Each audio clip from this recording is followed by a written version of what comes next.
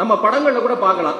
நிறைய ஹாலிவுட் படங்கள், பாலிவுட் படங்கள் ரீமேக் ஆகும்போது மொழி மாற்றம் செய்யப்படும் போது ரீமேக்ல அது கீழே நீங்க பாத்தீங்கன்னா ஹிந்தி, தமிழ், தெலுங்குன்னு இருக்கும். இங்க இருந்து போற படங்கள் இல்லை. இங்க இருந்து போற படங்கள் வேற மாதிரி 5-6 லாங்குவேஜ்ல கூட பண்ணுவாங்க. ஹாலிவுட்ல இருந்து ஹிந்தி படங்கள் இங்க தமிழ்நாட்டுல இல்ல இந்தியா முழுக்க ரிலீஸ் செய்யப்படும் போது ஹிந்தி, தமிழ், தெலுங்கு இந்த 3 லாங்குவேஜ்ல மட்டும்தான் இருக்கும்.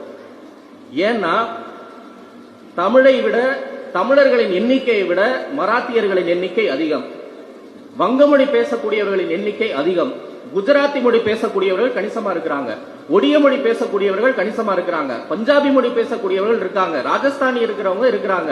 இப்படி பல மொழிகள் பேசக்கூடியவர்கள் இருந்தாலும் அவர்களிடம் எல்லாம் ஹிந்தி போய் சேர்ந்து விட்டது. அதனால அவர்களுக்கு மார்க்கெட் இல்ல.